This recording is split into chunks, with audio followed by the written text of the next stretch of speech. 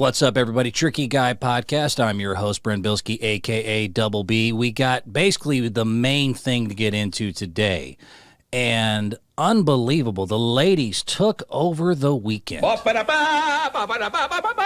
Absolutely phenomenal. If you did not watch the women's Final Four and national championship game highlighted by LSU's first ever national title basketball-wise, male or female side, you really missed out on the entire weekend. And there was a lot going on. The NBA playoff race continues to be exciting. There was WrestleMania, which for a lot of you know, I am a huge wrestling nerd. That is something that I would love to sit here and just yammer on about. It's still real to me, damn it. Baseball season has started. Ohtani, Trout go back-to-back, and that's only the sixth time they've done that. There's some new guy with a ghost pitch on the Mets. There are so many things that we could discuss, but I'm sorry, the ladies took over the weekend. They ruled it. I love the ladies. I mean, they read my engine. If you weren't paying attention to what happened with just this whole Final Four national championship, I don't know what you're doing as a sports fan. I don't want to hear any nonsense like, oh, it's chicks, dude.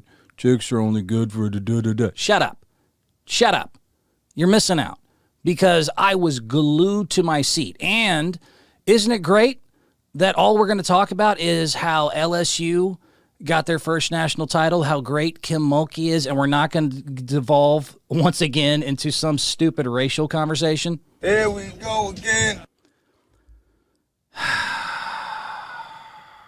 We have to.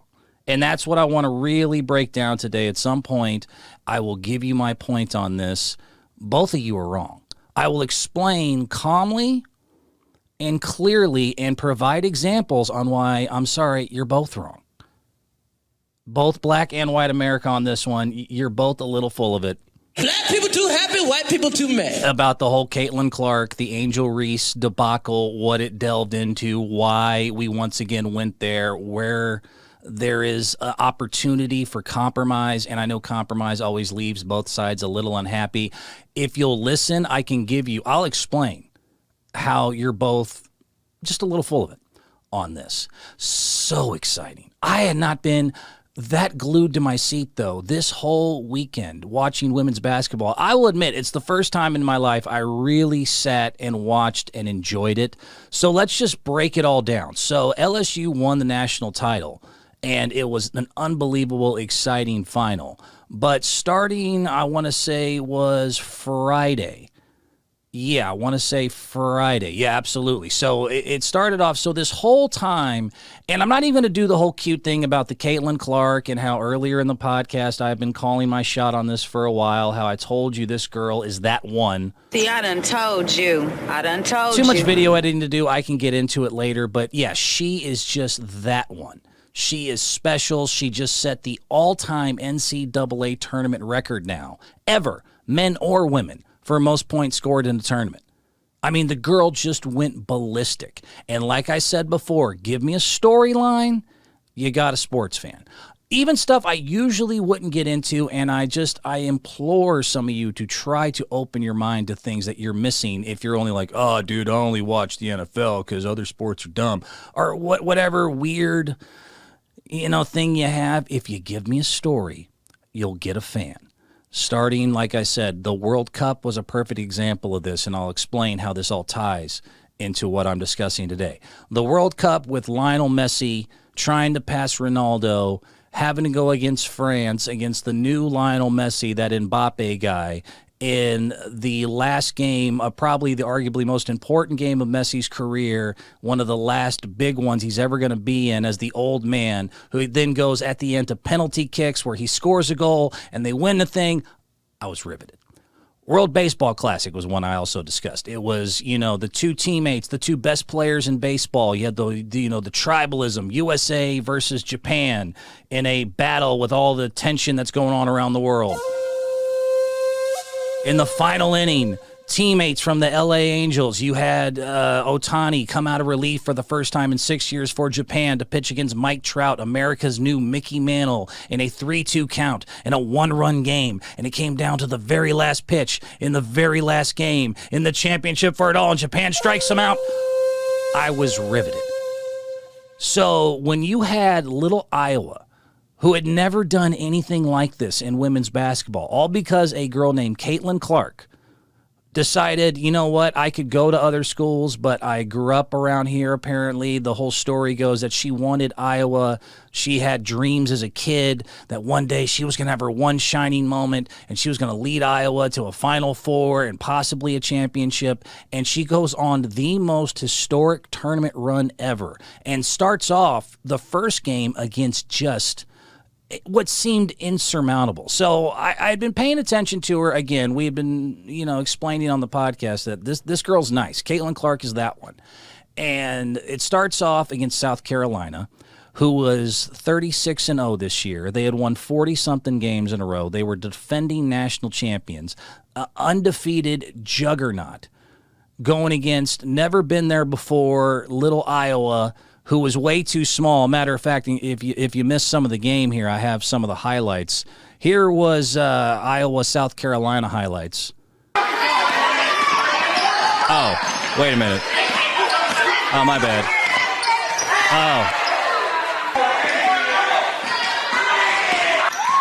Oh, I'm sorry. That was the 6'10", 14-year-old playing against a bunch of little 4'8" guys that are apparently the same age. You know what? I'm joking with you a little bit, but not really. That's exactly what South Carolina, Iowa was when you had them face each other this weekend. That was a juggernaut of a team that was just huge. South Carolina was just huge. They were huge. And they just bully balled their way and almost didn't. Iowa ends up, of course, getting the upset in case you guys missed it. But it was unbelievable. To give you the numbers of just how different that game was, Iowa was out-rebounded in that game 49-25. They lost the offensive rebounding battle, I am not kidding you, 26-5.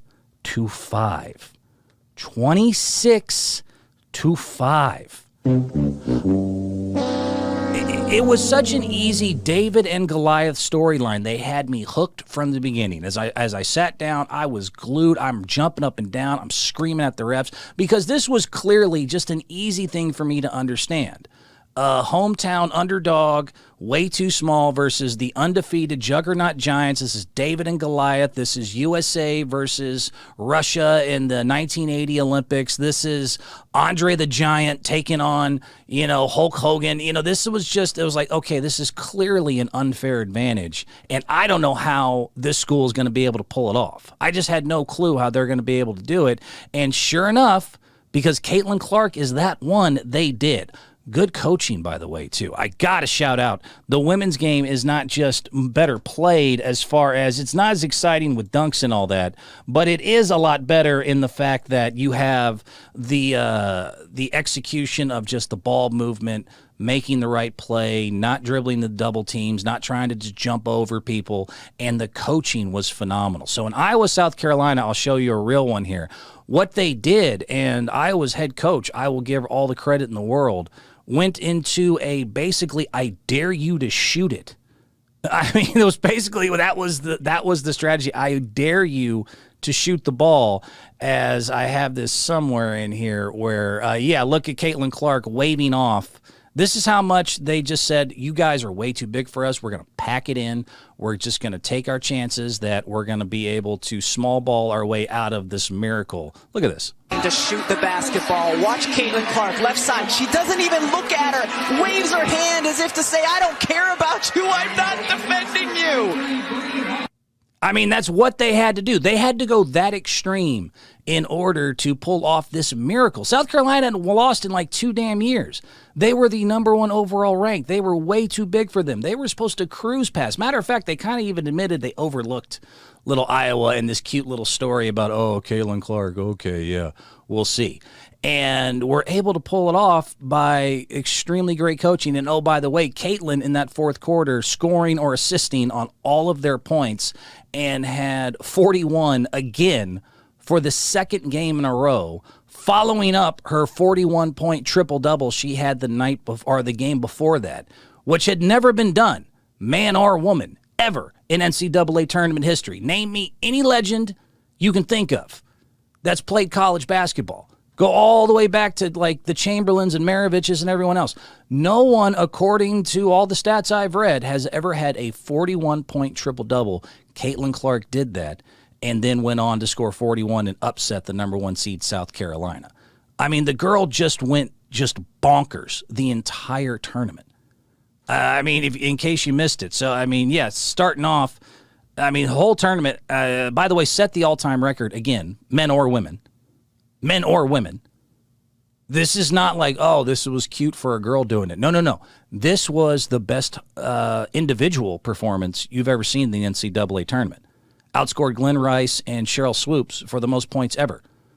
Set records for threes. Did all sorts of stuff. I mean, went from 26-12-7 the first game against Southeast Louisiana to 22-12-3 against Georgia, followed by 31-8-3, then goes 41-12-10 for the first ever triple-double against Louisville, and then hits against South Carolina 41-8-6 for the upset. So this is what the weekend set up. So after this humongous, pun intended, upset, you now have LSU and Iowa for the national title last night.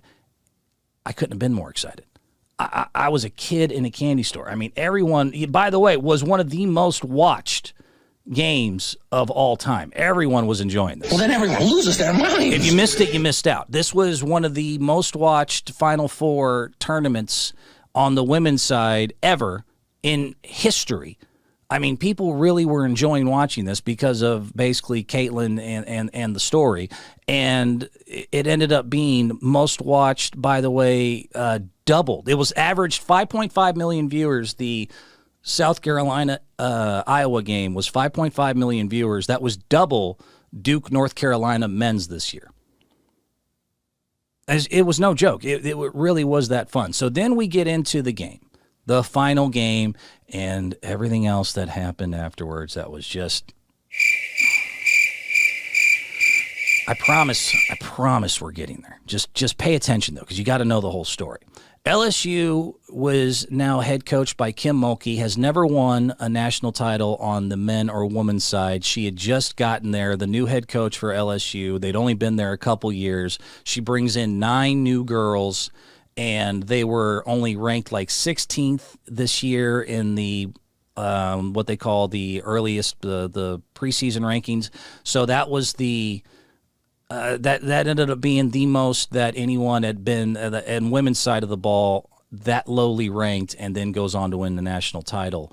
So you had all that story going on. You had Angel Reese on their side. You had, LSU doing their thing. Then you had on the other side, little Iowa, never been to the Final Four ever, never been to the national title game. Of course, they've never been to the Final Four, fighting for it all. So you have 2 programs, both decently big, Iowa, LSU, but neither one had ever even competed for the national title, if I'm not mistaken, well enough win the actual game. So we had our matchup, and oh my God, was it fun to watch. I mean, LSU blitzed them in the beginning. It started off actually, Catilin, though, doing her historic all-time performance, started off really doing her thing, in case you missed it. So she pulls up like within 2 minutes in the game, starts off like this. Clarke. Oh my! Pulling up from like 30. I said, the girl's nice. And if you watch her, so Steph Curry-esque. As I've mentioned before, very, very reminiscent of watching the Splash Brothers in Golden State, the way she moves and cuts. This was her getting this poor, one of their girls who actually had a really good game, just had her, Morris, I believe, running off screens, doing all sorts of stuff. This is average 24. Here's Clarke pedaling Look at this. Sonano. Off the back screen. Give me that. She's almost fictional at this. So, I mean, she was going off. She scores or assists in 18 of their first quarter points. It's a close game. It seems like we really got ourselves a good final. Then LSU went ballistic. LSU, who goes on to score the most points ever in a national title game, had only made 5 threes, averaged only 5 threes all season, went absolutely out of their mind, headlined by a girl named Carson, who hits 5 of 5 threes, all in the first half, and oh, by the way, did not score in the previous 3 games. I want to give you that one one more time.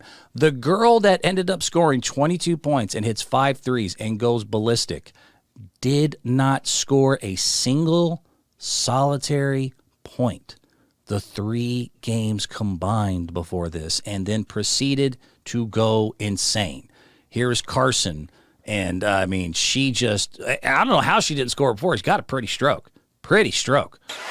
Reese on the bench now for LSU. So is Poole.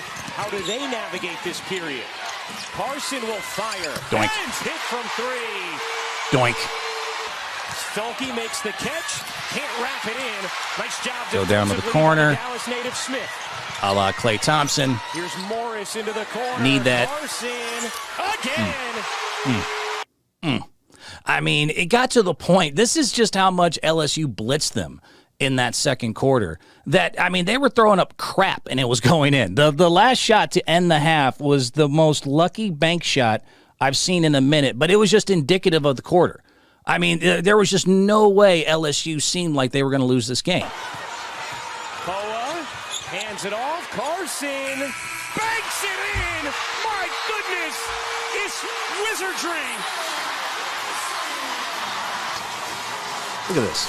Coming off the screen, just flings it up there in time. The 3 goes down. Wow, what a 20 minutes of shooting by the LSU Tigers. Seriously. Carson with 21 points, 5 for 5 from 3. She's with Holly. Went insane. And I've been in games like this myself. There are certain games you can just tell, bro, it ain't going to be our night, dog. It is not going to be our night. This is just one of those games where, hey, I don't know what to tell you. So all the credit in the world goes to LSU and pulling off this national title and beating Iowa, getting the upset and making history. Again, setting the all-time record for most points scored. Scored 102. The final score was 102-85. And yes, there was more back and forth that happened. There was also, gotta mention this real quick, the referees.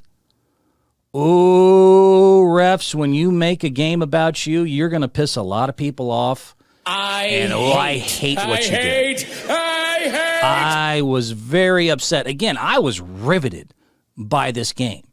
I loved watching it. And to see, they need to extend men and women's in the Final Four and championship game. I would like to see 6 fouls instead of 5 because I hate seeing stars not get to play. I hate it. I hate. It is the most frustrating thing in the world to watch a game be decided by the zebras. And so this has to be shouted out because it was such a good game other than this. And I'm going to say the name, Lisa Jones. Referee Lisa Jones. I don't care what rule there was. I don't care by the letter of the law, by the whatever you want to call it. What you did was nonsense. I did not realize that in college, a technical foul counts as a personal foul. And Iowa was going to be in foul trouble this whole game versus LSU. LSU just had a much deeper bench. They had more size. They overall just had more talent. They had just, Iowa had Catilin and Cisnano and a few other decent women here or there.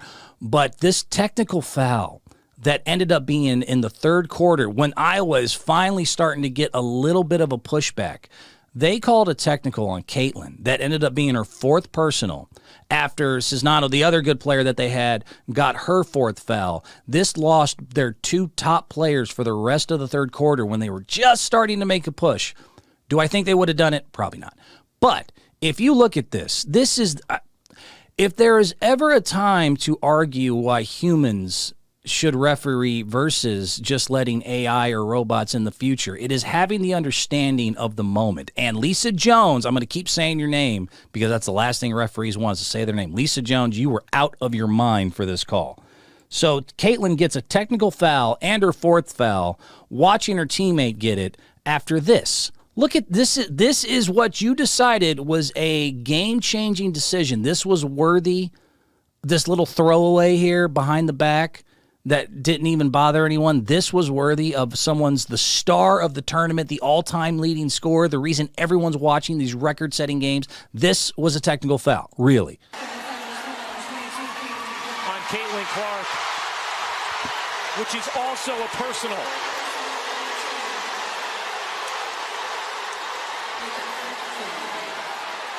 A crippling possession Look at this. for Iowa. That. Oh, on that. That was a tech. That was a technical foul. Frustrating. Frustrating. It's frustrating. It's frustrating. That wasn't only a technical foul. That was the technical foul and the fourth personal that's going to put the star, the reason everyone's watching this game, on the bench. No. No, no, no. I don't care. I do not care about the letter of the law, which he tried to say was like, oh, we called a delay of game before and previously, and that was, da-da-da-da-da. You got to learn. If we're going to put these games on the big stage, you got to learn the stars matter. And if the stars matter, Michael Jordan, Magic Johnson, Steph Curry, LeBron James, even in college, there's an understanding, and I don't want to hear that it's all about the amateurism and the rules, because this is all about money. All these games, especially the Final Four, are big money grabs. Stars go away, we turn it off. And if we have to turn it off because you called a BS foul on a tech that was just a little behind the back dish, you're ruining... Understand your role as a referee, and that was not the reason to do that. But LSU wins this game outright. I don't even think, as bad as that call was, that was enough to personally sway the game, although it had gotten down to like 9 points in this moment. I think LSU eventually was just going to overwhelm them with their size, their talent, their overall coaching. They did a great job of isolating mismatches, using Reese down low, getting this Norris. She was hitting these mid-range pick and rolls. I want to say that's, if I got your name wrong, I apologize for that. But their point guard kept pulling up 15-footer, just cold dagger after dagger after dagger. They scored the most points ever in an NCAA women's tournament final ever. They scored 102. They scored 102. I mean, they were going to win this game. And in the end, it all should be about this great accomplishment. It should be about everything to be celebrated. Let's forget about the ref's weird call. Let's forget about the historic run Catilin Clarke had, even though it was great. Let's just celebrate the fact that this was the most discussed, the most watched women's game in a long time, elevating everything to where it could be. Again, as a casual fan, could not have been more excited. This is just beautiful. This is great. This is everything we're hoping for. This is the, every gender deserves, equal rights, equal pay. There's a new television deal that's coming up, by the way, next year for women's college basketball. They're looking for their new TV deal. This should have been all a celebration of the game, and instead it went down to the same crap that we always argue about in this country. Here we go again. And I'm sorry, you're both full of it. In this situation, both sides, white and black, are a little full of it. I'm going to separate it to white and black because that's basically what it came down to. But whether you're on the LSU Angel Reese side of this debacle or whether you're on the Catilin Clarke Iowa side of this debacle, you're both full of crap, and I lose my patience with you guys sometimes, and I'm going to have to be careful. Because I'm white. Because he's white. Because he is white. Look at him, man. What you want? My ear itches a little bit there as I had to scratch that. But let's break this down. Why and what exactly happened? So, unfortunately, the story and all the Twitter and Instagram came down to like the last 20 seconds of the game when Angel Reese, the star and most outstanding player, great player out of LSU, decided to get a little petty get back at Catilin Clarke. So, to give you some history, this goes all the way back to a couple games ago. Again, you can smell the jealousy and the pettiness a little bit, not just from LSU, South Carolina before them. Everyone was kind of getting tired of the Catilin Clarke hype train. Even though she earned every bit, her records are undeniable for what she did over this weekend and over this tournament. But if you remember, I played this before. So against Louisville, there was a moment when Catilin Clarke did the John Cena hand gesture, "You can't see me," to Van Lith, I believe is her name, who they actually are roommates and stuff at some AAU tournament. But yeah, so in case you don't remember, a couple games ago, Catilin did this during the tournament when she was going ballistic on her way to her 41-point triple-double. Another rebound, Warnock, who's having a huge game. That's not the shot. Clarke connects on a three. Timeout, Louisville. Third in the nation in points per game as she hits the deep three. I don't know what that means. I again love that announcer. I have just the whitest voice in the world. I have no idea what that was. Kill Whitey! What is this waving your hand over the face? I don't understand. It's, again, wrestling. It's a John Cena move. I knew that immediately. I'm a wrestling fan. It's still real to me, damn it! John Cena even endorsed it later in a tweet or something after, because it went very viral. So that went viral. Catilin is the new Steph Curry. She's the darling of the tournament, and you can just smell the anger, jealousy, and pettiness, which, just to start off, is a little silly when you consider the only reason we're really watching this, the only reason I watched it, the only reason they set new records, doubling Duke, North Carolina men's game this year, 5.5 million viewers. It's the third most watched women's game in ever was the South Carolina-Iowa game. I'm sure LSU and Iowa was even just as high or higher. This was all because we were really interested in this underdog story and little Catilin. So everyone else that got a little more famous from this should and could take the opportunity to thank her for it. But without further ado, Angel Reese, the star of LSU, decided that she did not like it. She did not like what was going on and really went out of her way to let her know once the game was over that not only did we beat you, but we're getting a ring and you're not. So here was a little bit of that. I'm going to say now. Oh, this is her. What y'all going to say now? Okay. Big dog.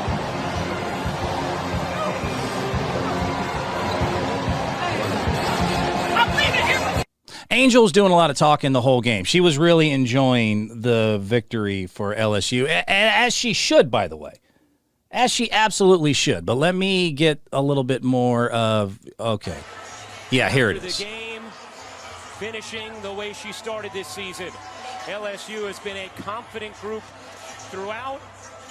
And Angel Reese doing it in her face, doing the John Cena repeatedly. She did it again at the free throw line. I'll show you one more video here in a second. Giving the ring gesture, was really going a little hard at the end, and it was kind of, you know, I understand. I think the free throw line one, if she would have stuck to just that, was where it probably should have been. But, of course, because we're America and we just got to do this, everything devolved into a racial thing. It's all right, because it's all white. And everyone that was pro-Catilin, pro-Iowa, of course, was like, they're classless. She shouldn't be doing that. And that's one side of the argument, that she took it too far. The other side, and even Angel herself in the post-game press conference, I'll play you this here because this was the narrative that the other side argued.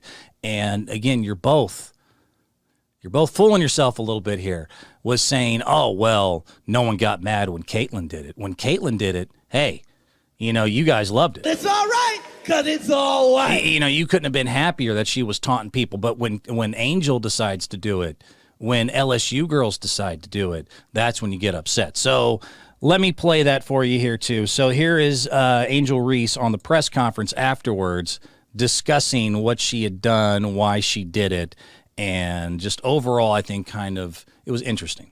So many people are talking about women's basketball. Isn't that a good thing?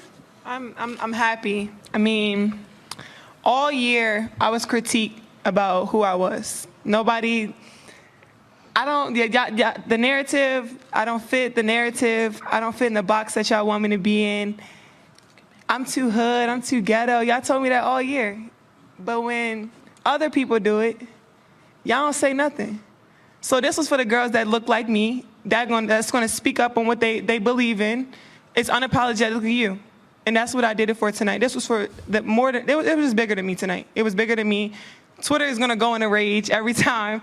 And, I mean, I'm happy. I feel like I've helped grow women's basketball this year. I'm super happy and excited. So I'm looking forward to celebrating and then next season. Okay.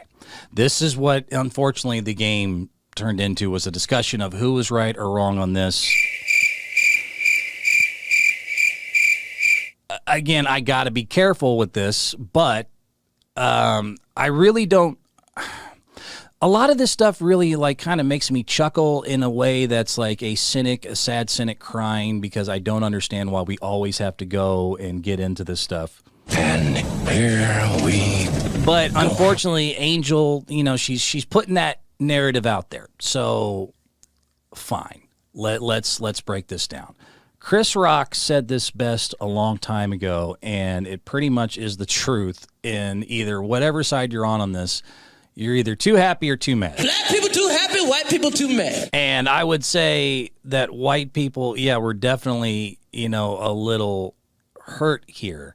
So let me start there. Let me explain why you're both a little full of it, as far as, is this a situation of where Catilin Clarke was allowed to do her own taunting because of her skin color, because the way conservative America viewed her, and that when Angel did it, suddenly you had something to say about it, because it's the same exact thing, as they even said, same energy was the term I kept hearing a lot. Is that what happened here? Not really. What happened, first of all, and let me say this, if in white, okay, see, I'm trying. Be patient here. If you're on the conservative white America version of the argument and saying that this was classless, that this was just a bunch of, and you're getting really heated or extra about this, if you can't admit to a point that there is a little bit of tribalism and bias in the fact that you were rooting for Catilin Clarke and basically an all-white Iowa team because they fit a lot of the look and value that you like. It's all right, because it's all white. I really struggle to try to not have to dismiss you a little bit. And now, to what percentage of where you stand on the issue, we can make that debate. But the idea that, during a television year, a year that they were getting a new TV deal, and during a time that they could really use it, that you don't think even the executives were like, oh my God, we have been sent a gift. This is ridiculous. We have a little just, quiet, diminutive, but will talk a little, just all. And by the way, just is earning everything on the court to earn the hype. I mean, but you couldn't ask. You couldn't ask for it. You could not ask for a, more easily digestible, person, figure, story here, that this little white girl and this little all-white team from Iowa is going on this miracle underdog, David and Goliath, kind of run. And this is just perfect to get the casual viewer's attention. Like I said, give us a story, you'll get our attention. And this was set up for it. This is beautiful. Now going against an all-black LSU team, or almost all-black. I don't remember any, maybe one or two white players. So the narrative that goes all the way back to whenever we started sports was absolutely here. So if you're not a little extra angry at Angel Reese for what she did, and you're trying to tell me that it had nothing to do with skin color, or, maybe you didn't like the way they talked or the way they were getting into the little extras here, and if you can't admit to me that you don't feel a little something by that, I don't know what to tell you. I'm a grown ass man. I'm a grown ass man, dog. You're not gonna tell me that there's nothing to do with skin color here a little bit, especially. And I had almost forgot about this in order to prove my point. This idea that tribalism doesn't exist is eye rolling, at least when just recently. You remember when Matt McClung won the dunk contest? Matt McClung was only the second white boy to ever win the dunk contest, and people loved it. Because I'm white. Because he's white. Because he is white. Look at him, man. What you want? I mean, I'll even admit, as a white boy who never could jump, that's the closest I felt in a long time. Like, oh my God. Oh, look at that. White guy won. It's all right, because it's all white. If you're going to sit here and tell me you don't have a little of that inkling in it, you're lying to yourself and you're lying to me, and it's just not productive. So I had forgotten about this clip. I had forgotten about this. But remember Gary Owen, comedian, who, by the way, lives in this world. He lives in the world of trying to discuss between black people and white people relations, all the tension that we have currently and all that. Gary Owen lives in this comedically, and the first thing after Mac won the dunk contest, did it sarcastically, but it was still funny as hell. Yeah! Yeah! White guy won the dunk contest! Hell yeah! Woo! We're back, boys! We're back! We're back! How you feeling right now? That's what I thought! That's what I thought! It's our time! It's our time, baby! Yes! Luka! Luka's gonna win the MVP. Just won the dunk contest. Yeah, times are changing, fellas. What you laughing at? Again, that video was funny as hell, but there's some truth behind it. It's all right, because it's all white. So when you have little white Catilin Clarke setting the all-time scoring record, breaking Cheryl Swoop's, breaking Glenn Rice's record, and doing something that we've never, ever seen, taking this little all-white team to the national title game, and then they end up getting blitzed, getting beaten, fairly, by the way, and they start rubbing it in their face, and then you go to Twitter and being like, I don't like her, it's classless, and that's this, and that's that. I can't believe that they would be such a poor role model for the world, and da-da-da-da-da. You're lying to yourself. Black people too happy, white people too mad. So let's start there, and that's the one side. I'm sorry, you're a little full of it on this one. Now let me get into the more dangerous one. You are just as full of crap on the other side. Black people too happy, white people too mad. If you want to tell me with a straight face that that was the exact same thing, though, that what Angel Reese did to Catilin Clarke was the exact same thing, I'm a grown-ass man, dude. I'm a grown-ass man, dog. You are not going to sit here and... okay. So here was, by the way, ESPN sent this video out with the title Same Energy. So they put the two, when Catilin did the wave and then when Angel Reese did it back to her, they put this out, both of them at the same time with the hashtag Same Energy on top of it. And so let's watch it. So I had to take the volume out because of the rights, but see, okay. So you got her waving again. Got her waving with the ring. Let me replay that one more time. Some of you will have to have the video in order to really get the context of this. But, yeah. So there was again, titled Same Energy. Really? Do I really have to sit here and pretend that that was the exact same? Is that what we're going to do here? I'm a grown-ass man, dog. You know, even Angel Reese afterwards, when she does it, y'all don't get mad. I'm even saying there was a little bit to that. There was a little bit of maybe a pass. But let me actually set the difference as far as what really went down here. So Catilin did it, yes, for like all of a second. And the road on her 6th of 8 three-pointer on her way to a 41-point triple-double, the first time ever in history, and did it to Van Lith, who she kind of knew, boom, boom, boom, for like half a second. Angel did not do the exact same thing. Now, if she would have kept it to the first part when she just does it at the free throw line, same energy, same thing. She did not do that. She went out of her way multiple times, not just to do it once, to do it again, then do it again, then start flashing the ring. It's not the same. Like, stop. Like, don't make me a jerk here. Don't make me a bad guy. Don't tell me that I'm not looking at the bias, that I'm not considering, all this. Don't bring up other historical issues. Don't bring up racial tension. Don't bring up, shootings or some other thing to try to tell me that this was exactly what happened. It was the exact same situation and that there's no difference. And if I am able to notice the difference in the level of taunting and the level of going extra into it, that I'm only looking at black or white. No, like I'm not doing it. I'm a grown ass man. You are not going to tell me it was the exact same thing. Man, dog. You're just not. So you're both full of it. I'm sorry. Both of y'all are a little bit full of it on this one. It's sad that this is what we're discussing. Caitlin, by the way, when speaking on it, went out of her way to kind of just leave it alone, which I thought was interesting. This was Caitlin on the taunting when they asked her about it. Because, again, this is what headlined what should have been just one of the greatest national title games and Final Fours in history. Honestly, I have no idea. I was just trying to get to the handshake line and shake hands and, be grateful that my team was in that position. That's all you can do is, hold your head high, be proud of what you did, and, all the credit in the world to LSU. They were tremendous. They deserve it.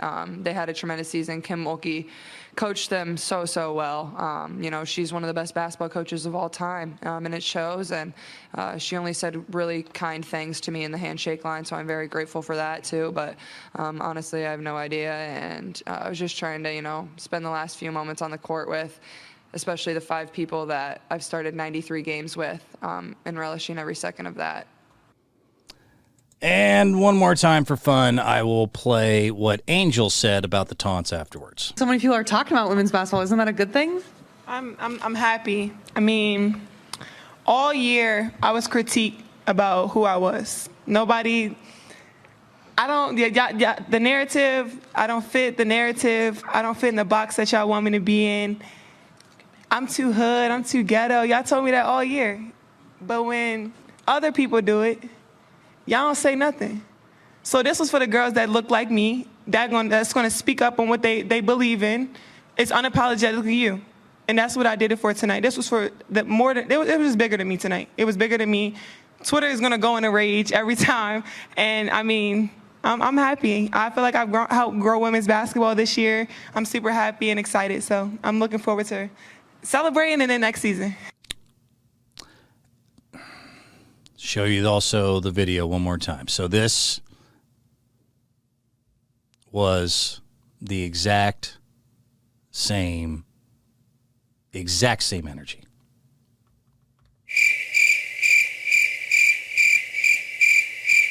Come on, man. Like, I'll drop it. I'll leave it at that. I just wanted to make that point of, between Luka and the other side getting too excited about Iowa and LSU headlined by Angel Reese, just not really understanding the difference. You're both, whatever. We get so silly. Black people too happy, white people too mad. It's just what it is. I will still highlight, though, one more time. It was such a fun, unbelievably exciting weekend. I cannot stress enough to the fellas out there, in case you missed it, you shouldn't have, because it was just great story, great rivalry, great drama. And what LSU, let's not forget, LSU put on an historic performance. That Carson girl who went 5 of 5 for threes in the first half, hadn't scored in 3 games previous to that. That was her last game ever as a collegiate player. I mean, they came with the lights on as the underdog against what was considered, after beating South Carolina, I mean, it was almost seemed like it was going to be given to Iowa that they were going to win the national title. They didn't just win it, they took it. LSU went out there and took that game away. They blitzed them from the beginning, never really gave them a shot. The referee did not help in that situation, but oh, Lord, you cannot say that was decided by anything other than the fact that LSU just flat out kicked their ass. I mean, when push comes to shove, did some bank shots go in and some other stuff happen? Sure. But LSU flat out kicked their ass in that game and got the first national title in LSU's basketball history for men or women. Catilin Clarke will be back next year. Angel Reese will be back next year.